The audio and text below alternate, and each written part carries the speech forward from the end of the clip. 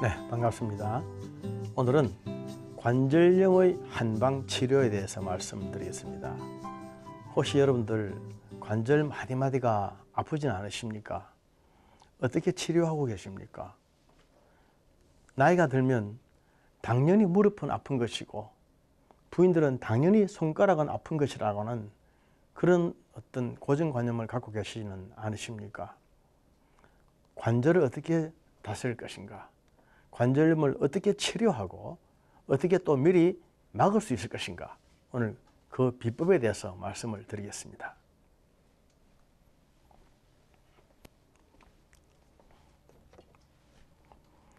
여성들이 나이가 들면서 갱년기가 되면은 여성 호르몬 에스트로겐의 분비가 끊어지면서 아주 치명적인 타격을 받는 것이 두 곳이 있습니다. 심장과 뼈입니다.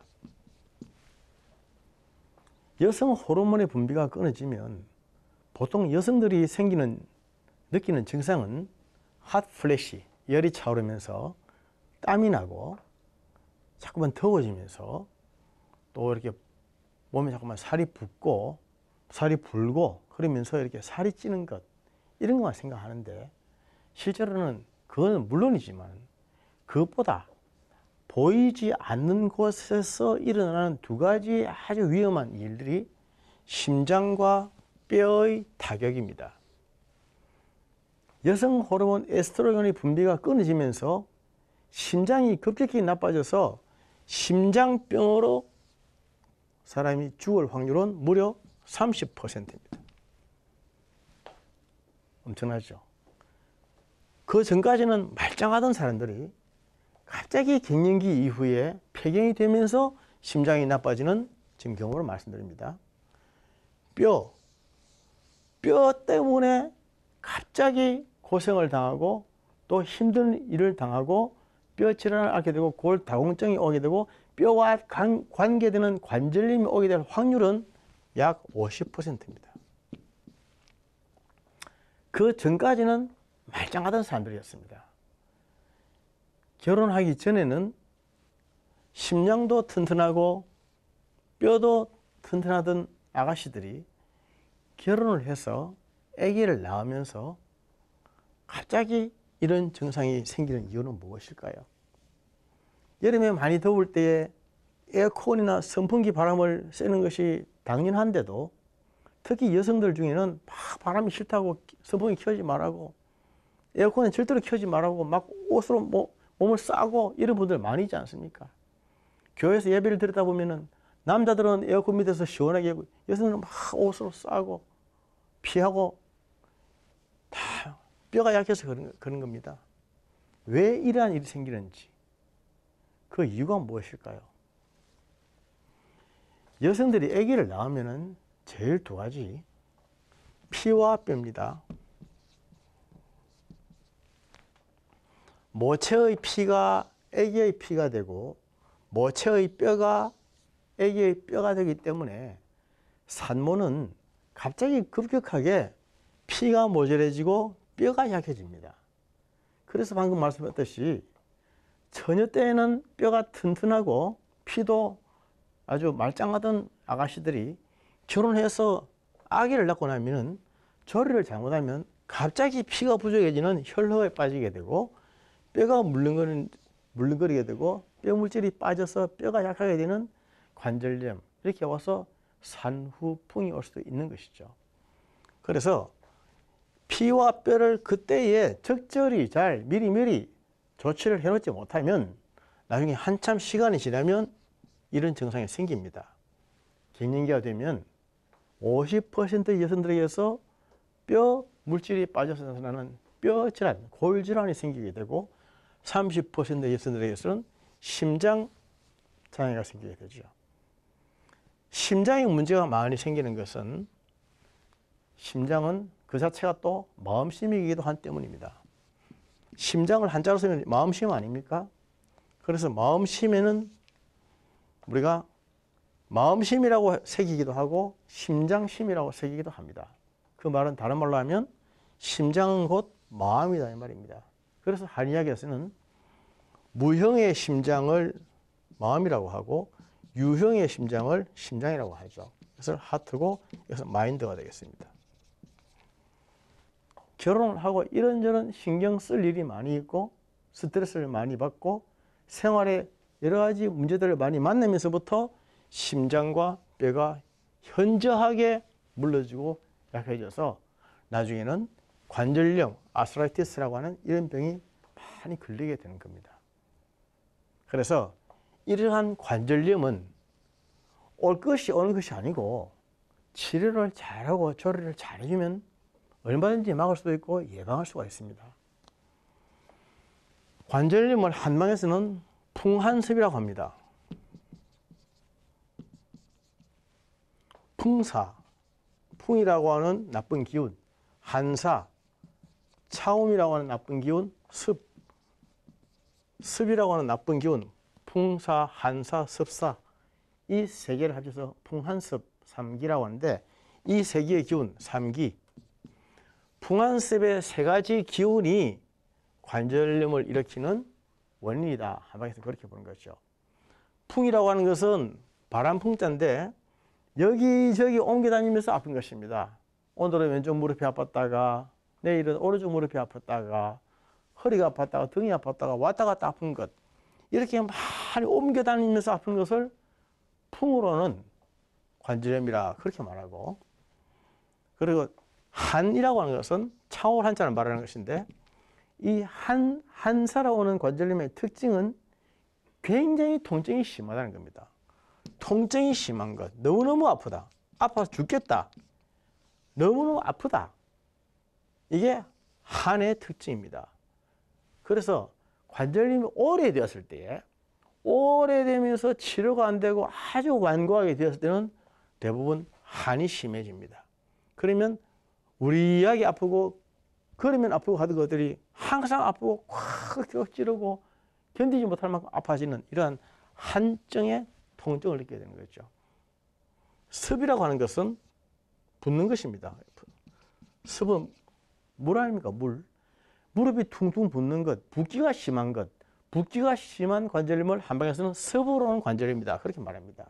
그래서 관절의 원인은 풍한 습, 이 세 가지의 기운이 관절염을 일으키는데 한 가지만으로 오는 것이 아니라 한두 가지 또는 두세 가지 또는 세 가지 다 이렇게 다 합쳐서 관절염이 나타날 수도 있습니다.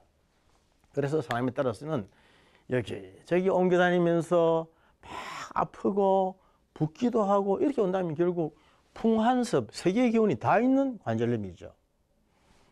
풍한습이라고 하는 것을 자세히 보면은 이것은 기후와 상관이 있습니다. 기후.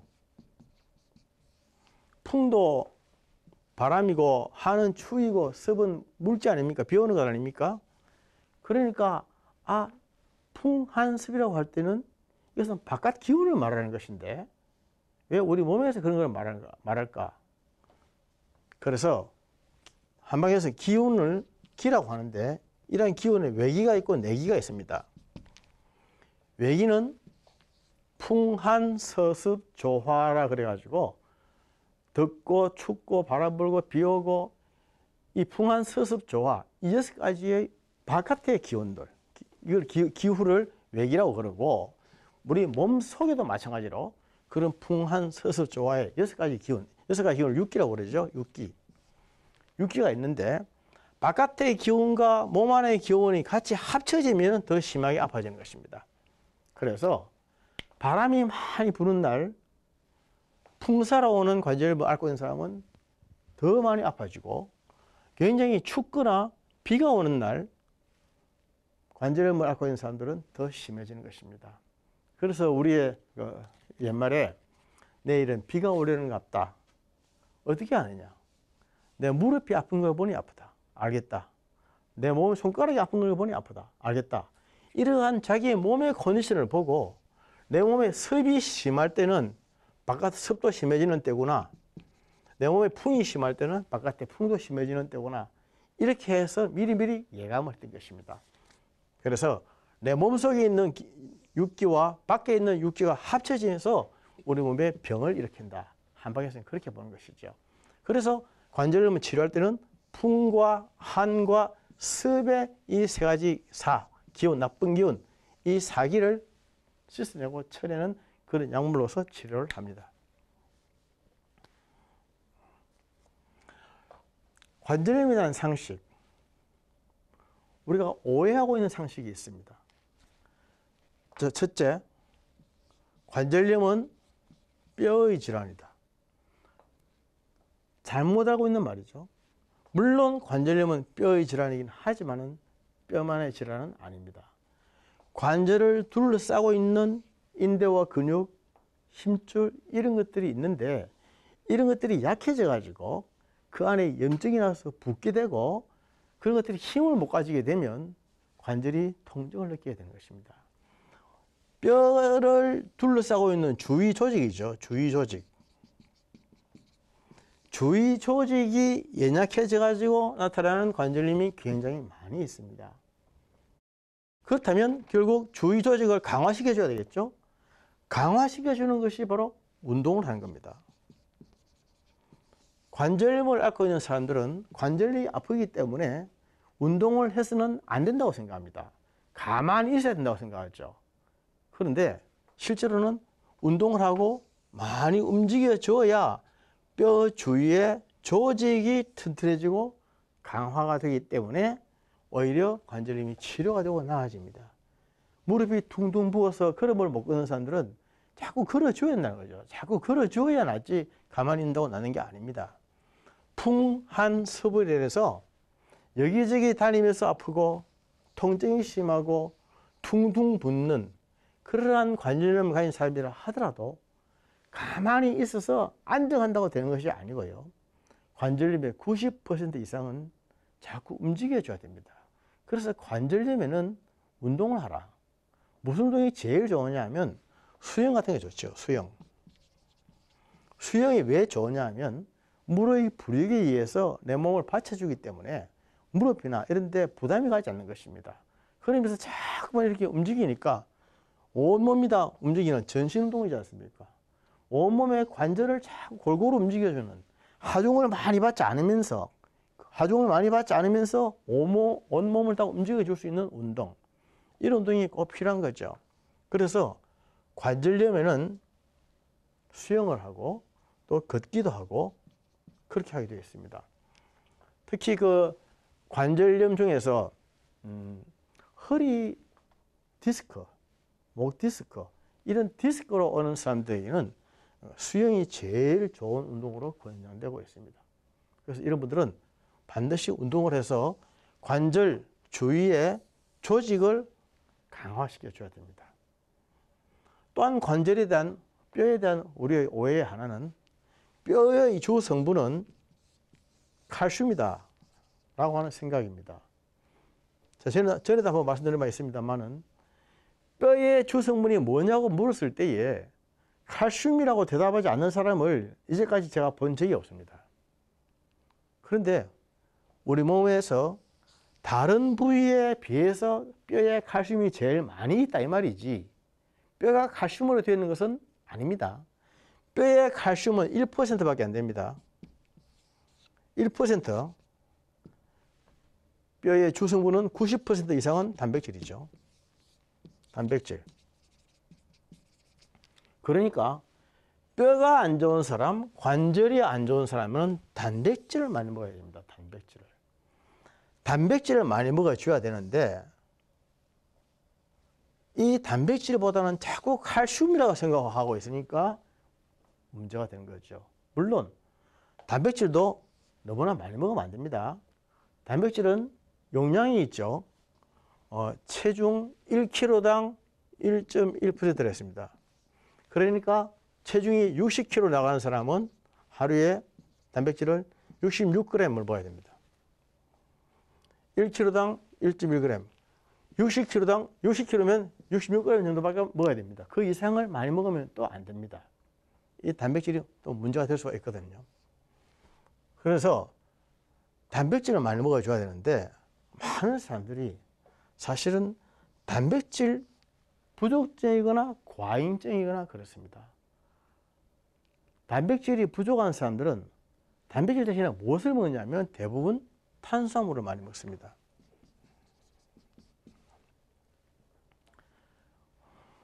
우리가 음식을 먹으면 탄수화물, 지방, 단백질이 몸에 들어가서 전부 다 포도당이 되지 않습니까?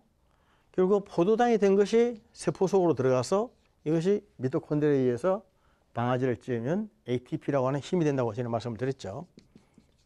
그런데 포도당이 되고 남은 것은 중성지방이 되는데 중성지방이 몸속에 들어가면 계속 있으면 고지혈증이 오고 동맥경화가 오고 여러 가지 문제가 생길 수 있다고 그랬죠.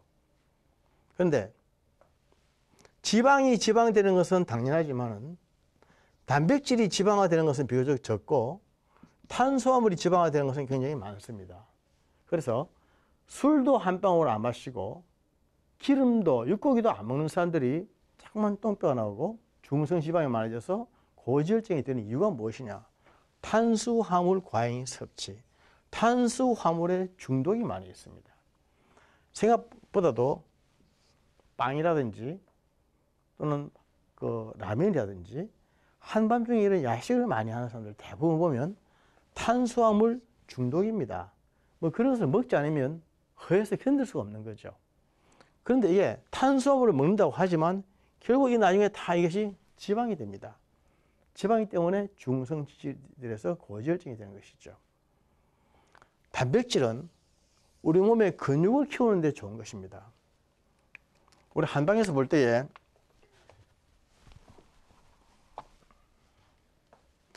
우리 한의학에서 볼 때에 뼈는 신장에 속한다고 그랬습니다. 신기에 속하고 근육은 간에 속한다고 되어 있습니다.